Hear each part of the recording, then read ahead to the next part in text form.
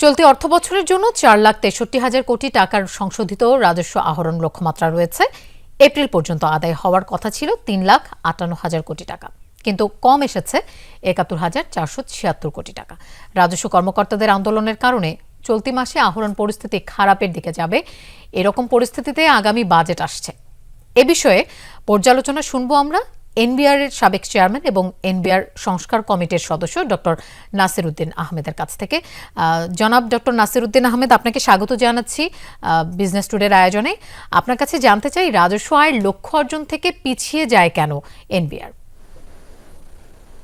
ধন্যবাদ আপনার মূল্যবান প্রশ্নের জন্য। রাজস্ব এটা বেশ অনেক বছর যাবৎ এরা অনেক লক্ষ্যমাত্রার চেয়ে এনবিআর পিছিয়ে আছে। কমপক্ষে 20% বা তারও বেশি এটা আছে। এবারে তো আরো বেশি হবে। এটা আছে। তবে রাজস্ব লক্ষ্যমাত্রা এটাও ঠিকভাবে নির্ধারণ করা হয় না। সেটা মাথায় রাখতে হবে। এটা একটা আনরিয়ালিস্টিক করতে হবে। তো এনবিআর সবসময় পিছিয়ে থাকে। আমি যে কবছর ছিলাম আমরা চেষ্টা করে বেশি টার্গেটের চেয়ে বেশি করেছিলাম। এটা আরকি। জি। এনবিআর সংস্কারের বিষয়টি জোরে সোরে কিন্তু আলোচনা চলছে, বিশেষ করে এনবিআর 2 ভাগ অধ্যাদেশ জারির পর। যদিও তা স্থগিত রাখা হয়েছে, কেমন সংস্কার হওয়া প্রয়োজন আসলে? যমুনা ইলেকট্রনিক্স ঈদে ডাবল খুশি অফার সিজন 3, যে কোনো পণ্য কিনলেই পাচ্ছেন নিশ্চিত ঈদ উপহার। ও সংস্কার তো আমরা সংস্কারের কাজ করছি এনবিআর এর। এটা কেমন সংস্কার? এখানে কর নীতি, আইনের ইনকাম ট্যাক্স বলেন, ভ্যালু অ্যাডেড ট্যাক্স, কাস্টমস, এগুলোর যেমন নীতি, আইনে অনেক জটিলতা আছে এবং কর প্রশাসনকে ঢেলে সাজাতে হবে এবং পূর্ণাঙ্গ automation of the tax process এইটাও করতে হবে। তো এটা অনেক বড় কাজ। এখন যদি স্পেসিফিক্যালি বলি যে আয়করের ক্ষেত্রে যে 2023 সালে যে আইনটি হয়েছে সেটা খুবই দুঃখজনক। এটা মোটেই ঠিক হয়নি। এখানে আপনারা জানেন যে এটা এখনো অনেকগুলো কর্পোরেট ট্যাক্স আছে। সেগুলোকে কমিয়ে আনতে হবে। মিনিমাম ট্যাক্স এই জিনিসটা খুবই খারাপ জিনিস ব্যবসায়ীদের জন্য। আবার লোকসান হলেও ট্যাক্স দিতে হবে, এটা হয় না। সেক্ষেত্রে মিনিমাম ট্যাক্সটা বাদ দেওয়া গ্রাজুয়ালি এটা দিতে হবে। এক্সপোর্টের সাথে জড়িত, ইন্ডাস্ট্রিয়াল প্রোডাকশনের সাথে জড়িত। এখন কর যে আদায় কম তার অন্যতম কারণ হচ্ছে যে ট্যাক্স এক্সপেন্ডিচার, কর ব্যয় এক্সেম্পশন ইনসেন্টিভ দিয়ে এইটা প্রায় 7% জিডিপি। আয়কর, ভিএটি, এটা ইসে কাস্টমসে এগুলোকে পর্যায়ক্রমে কমানোর কথা আমরা বলেছি এইটাকে। তাহলে দেখবে আমরা অনেক আয়কর বেড়ে যাবে। এটা বেড়ে যাবে, মূসকও বেড়ে যাবে। কারণ আমার বেসটা ছোট বেড়েছে। হ্যাঁ। তবে আরেকটা জিনিস বলব যে নেটটা আমাদের বাড়ানো দরকার।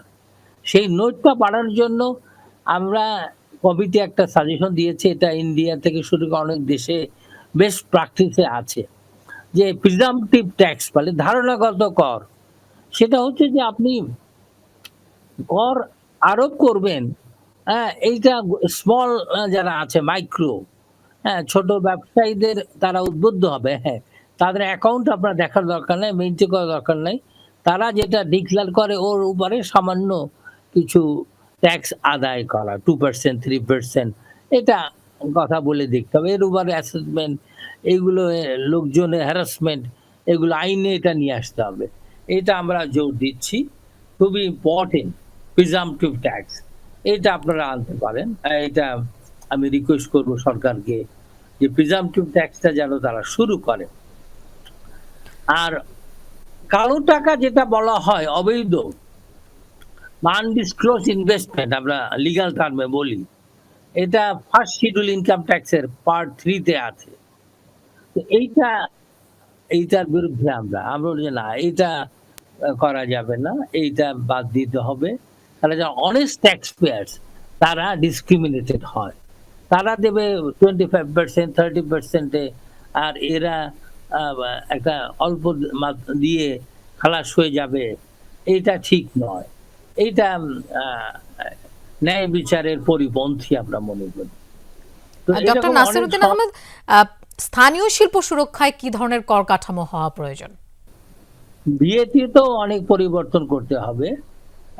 ভ্যালু অ্যাডেড ট্যাক্সের ৭টা রেট আছে, আবার স্পেসিফিক ট্যাক্স আছে। এই রেটগুলোকে কাছে কমাই আনতে হবে আমরা বলছি।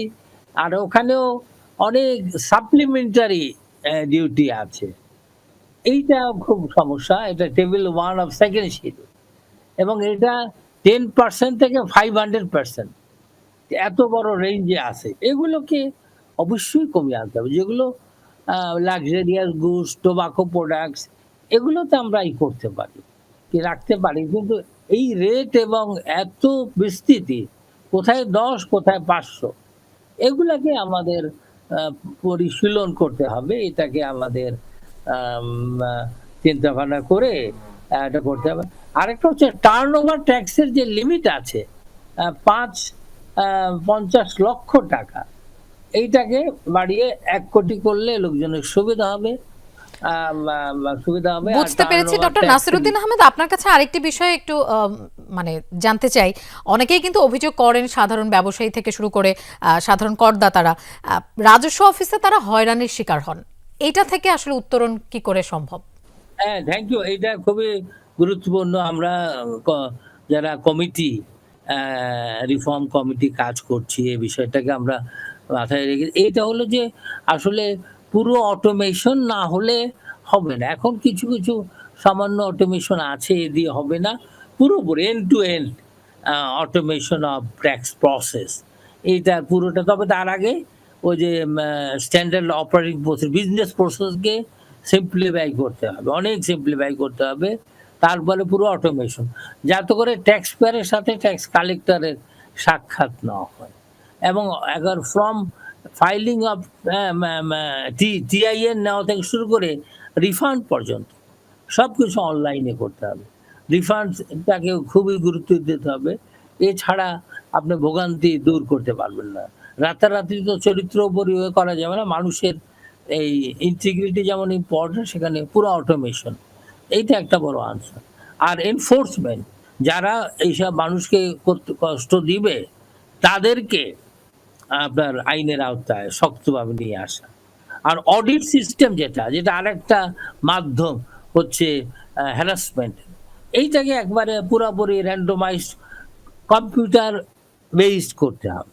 এটা ছাড়া কোনো গতি নাই, যাতে করে মুখ চেনাচেনি না। এটা একবারে কন্ট্রোল কম্পিউটারে করতে হবে। যারা ছোটখাটো তাদেরকে অডিটের আওতায় না।